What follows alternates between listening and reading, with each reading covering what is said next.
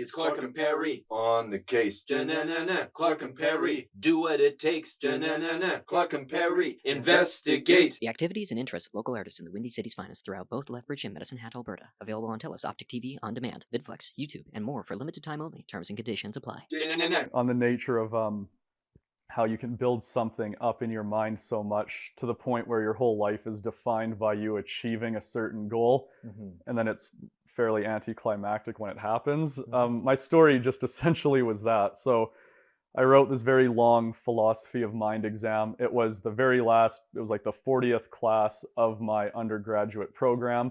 And at the end of that exam was literally the end of my entire degree. And this is like literally a day where like I'd thought about this day probably ever since like my first day of university happened. It was like, I almost thought maybe like that's when I would become like legit and like a real person that knew things, where it's like, oh, like when I was an undergrad, it's like, okay, like I'm a child, I know nothing, but it's like through scrupulously learning and obtaining all this information and, you know, like doing well, it's like when you have the degree, that's kind of when like that higher knowledge and all of the self-confidence that comes with it will finally be unlocked, and then I'll just like be a fully confident free agent in the world. And I mean, you know, when the day came and I wrote the last word of the last sentence on the exam and walked out the door, it was funny because it's like there wasn't any confetti or like a band or, well, like obviously, right? But also I'm like, oh, I'm like the same person, you know? I just, and I mean, I guess that is how life works. I just, it was a very distinct memory, I guess. And you still have to go home and do the dishes and whatever, right? Exactly. Like, live life. Yeah, no, for sure. So what I'm hearing is this idea of potentially, you know, these big achievements, we can build them up in our mind, but then they can be a bit anticlimactic when we finish them. And it actually made me think of the last question, and also just like artwork in general, because like doing a large canvas like the one over here, I can imagine building it up in your mind when you finish it, but then it's like you finish it and then it's like, okay, what's next? Like, what is the next step? What is the next? No, very much the same. I think I'm really glad you mentioned that, because I think maybe what I described with undergrad is kind of like in microcosm how it feels every time I do undertake a drawing, no matter how big or small, where you know, you have this endpoint in your mind and you put so much of yourself into it, and sometimes it doesn't work out, but sometimes it really does, and then you get really excited, right? Where like it's just kind of like an uncannily good drawing, and you're really on for that session for some reason. And when it's done often, it is like immensely rewarding and a great thing to see the piece done. But this sounds like so totally hokey and everything. And when I was like a kid, like teachers would always say this, and I'm like, yeah, like whatever, that's lame. But it's heartbreakingly true, I guess, is that as I get older and do more art, I actually, in a way, care very little these days about how it turns out ultimately and how it acts as like a discrete piece of art. Often, actually, I mean, even now, like some of the art, which maybe we'll see later, sometimes I haven't actually looked at or thought of these pieces in years, right? Where at the time, I mean, I put so much of myself into it. But what really matters, I guess, was that like it was time incredibly well spent, where for a few like precious minutes or hours or days, if I'm lucky, I guess like I was just like invested in it, doing the thing that I just really intrinsically love to do. And I guess it's in the process and the making of the art, like that is kind of all that really matters in a sense. The outcome, like the finished piece, is like a very nice byproduct.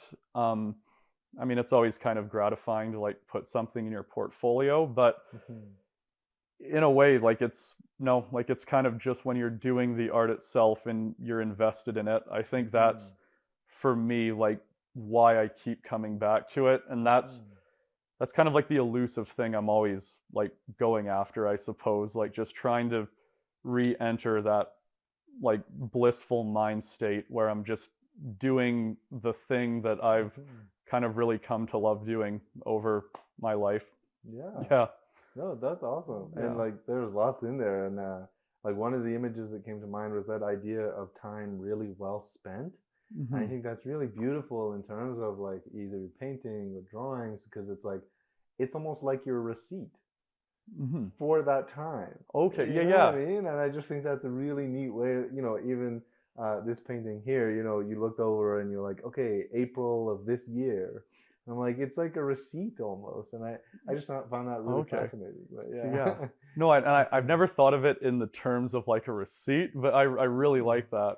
Yeah. Oh, sorry. No. Okay. I have a lot of thoughts, but no, I don't want to like go off on too much of a tangent. Can you like summarize them briefly? Okay. Or we can just dive into it. Okay. And like just I don't want to derail this and talk about like the emerging role of like artificial intelligence in art, because that is a very deep well that we could go down. Sure.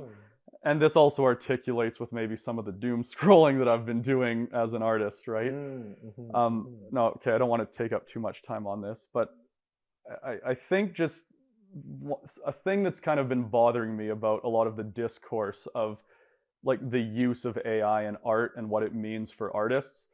I think there's a certain maybe more corporately minded approach where it's like, oh, well, the move to create art, the need for artists is going to be obviated, because if a computer can generate an image that just looks as good as something that a human being could create, it's like, well, then essentially we can be rendered obsolete and we're irreplaceable.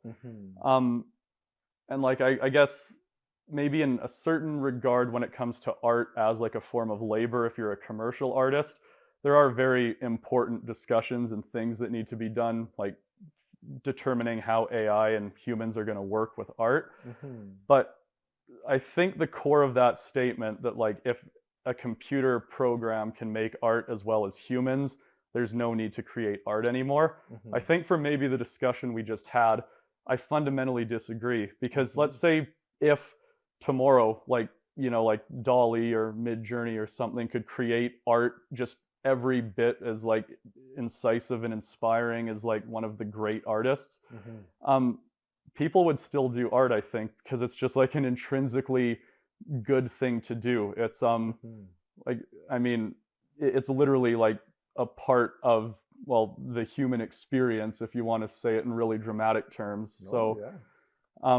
I think that's a great point. I think that's a great point. Yeah. And even speaking, you know, you spoke to, you know, when times get tough, you know, it's that process of doing something that gives you some semblance of certainty, right? You spoke to, like, well, you know how to do something, so it's something that you can come back to, and you can make the brush strokes, or you can make the pencil strokes, I guess they would be called. Or, the pencil, the lines. But I think that's a great point, where it's a very innately human thing to do, and even if it's not, I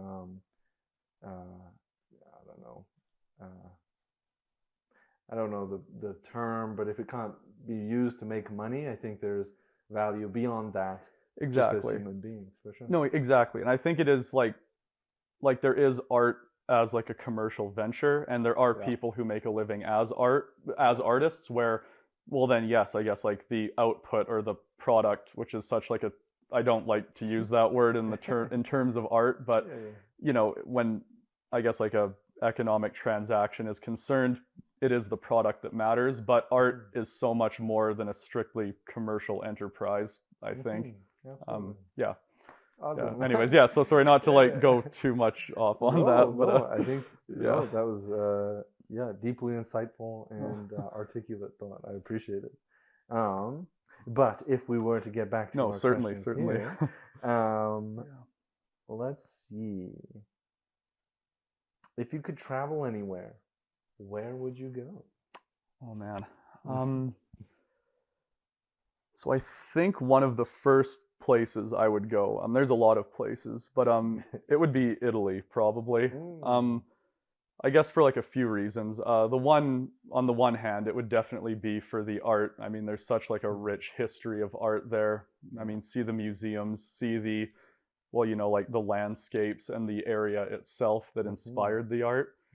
Yeah. No, and then I guess for personal reasons as well, where yeah, so my grandfather on my dad's side of the family, he was a Canadian, and yeah, he was a veteran of World War II. So in the 1940s, one of the large military actions that the Canadians had were to basically invade and then retake Italy. So yeah, my grandfather landed in the very southern tip of Italy, in Sicily, and over the ensuing, it was like 2 to 3 years, he basically walked the length of Italy from south to north, fighting the whole way. Wow. And I think he ended the war, well, in Germany, kind of like in the outskirts of Berlin, I believe. So I never met my grandfather. He passed away a year before I was born. So I don't know, I guess like his memory has always, well, I mean, he's always been a mystery because I never knew the man, but I heard a lot of him through my family. And I don't know, it seems like, well, of course, war is such like a awful, horrendous experience. And I don't know, maybe I always think that if I could go there and just kind of see where he was and everything, in some way I might come to understand him a bit more somehow. Yeah, so I guess there's that element of it as well. Yeah. No, that's super interesting. Yeah, and like there's something about that, and the, you know, how we can connect geographically, you know, to each other, because I'm from England, right? I live here in Canada, and but there's still something about that place geographically, right? And how we can connect to those places and people kind of through places. Yeah, for sure. Our next question here is, and the next question is, if you could meet anyone in the world, alive or deceased, who would it be? And I think that's oddly eerie coming after like that question and talking about your grandfather, but it doesn't have to be your grandfather. But, if there were anybody else, or man, that is like a very spookily relevant question, I guess. No, because I've thought about this as well, where honestly, like my grandfather probably would be very high on that list. I mean, yes, when I was born in 1995, I was fortunate enough to have like my other 3 remaining grandparents. I was able to get to know them very well and had a lot of years with them. But you know, there was the very notable absence of my paternal grandfather. He would be really high up there.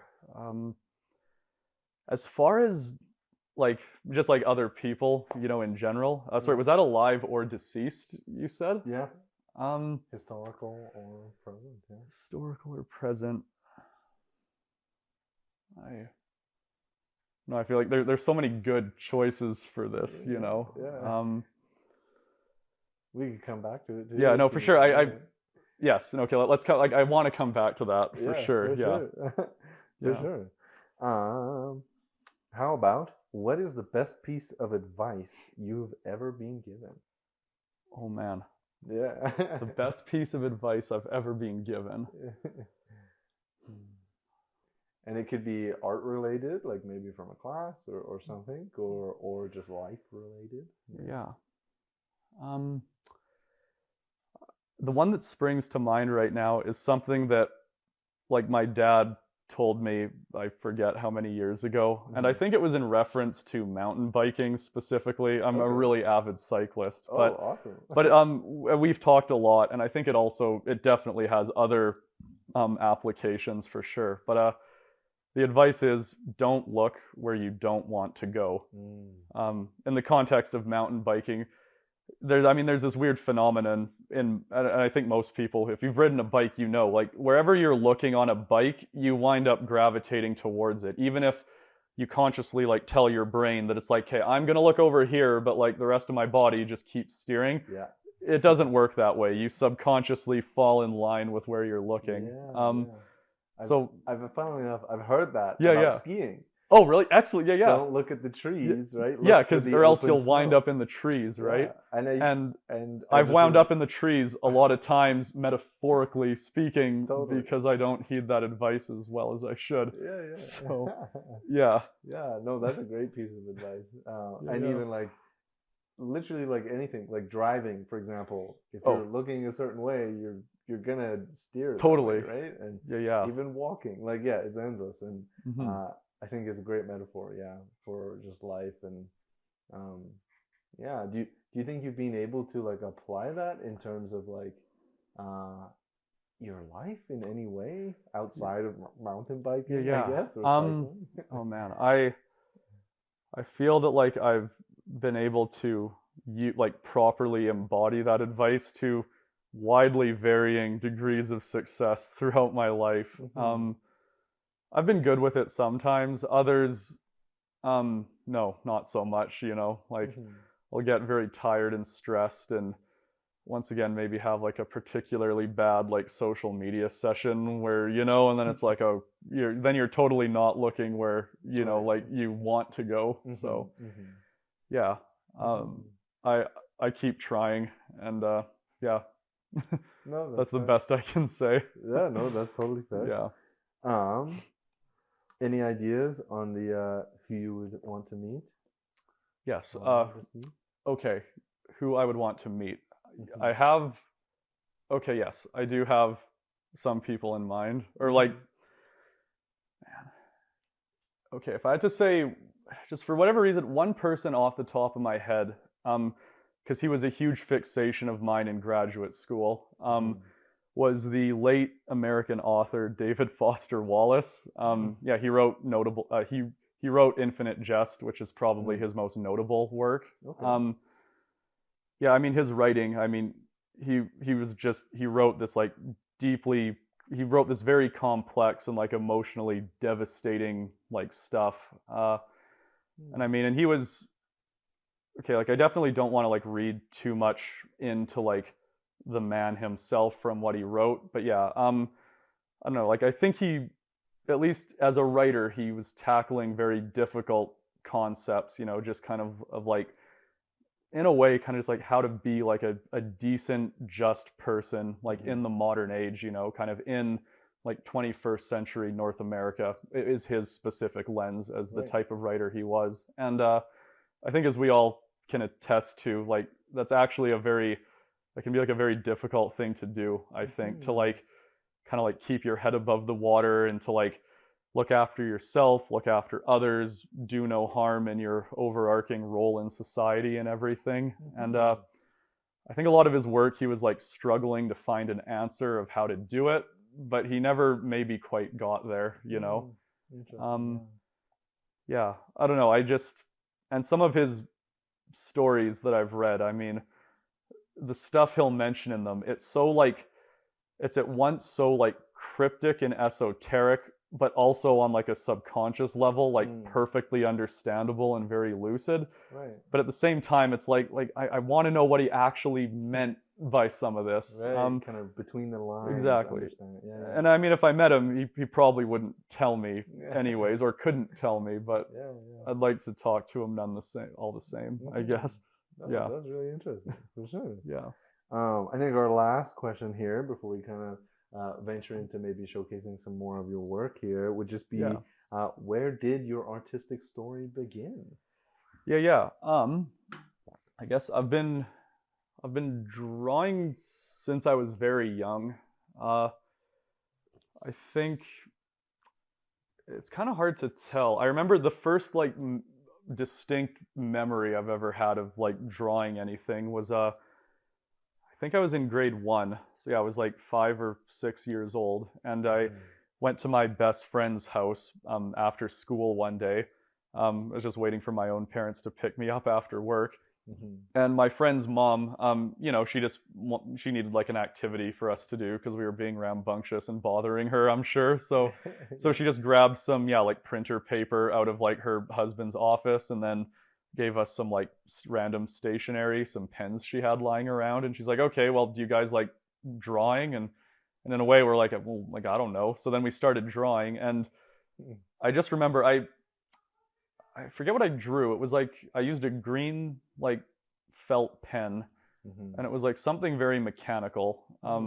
Maybe there was like jaws involved. It was like a monster truck thing. I don't know, but and I just remember like really, really enjoying doing it, and I guess that's kind of the first solid memory I have of doing art, and it's kind of just been like a mainstay, I guess, all throughout my life ever since that point. Right on. Yeah. That's really interesting. And it's funny how you describe that story, because it actually brings to mind that idea of it's not necessarily about the product. Oh, you don't yeah, even no, really totally. remember the product, right? You remember the act, you know, the spending of that time, you know. So I just found that was really interesting. And I also think it's interesting that we are using some of your printer paper potentially shortly. So totally. I think that's a perfect segue. And and throughout undergrad and grad school, when I didn't have time to draw that much, like I have a lot of my work, more than I'd like to admit probably, has still been done on very cheap printer paper or loose leaf paper or notebook pages. So yeah. Oh, that's awesome. It's Clark and Perry on the case. Clark and Perry do what it takes. Clark and Perry investigate. The activities and interests of local artists in the Windy City's finest throughout both Lethbridge and Medicine Hat, Alberta. Available on TELUS Optic TV on demand, VidFlex, YouTube, and more for limited time only. Terms and conditions apply.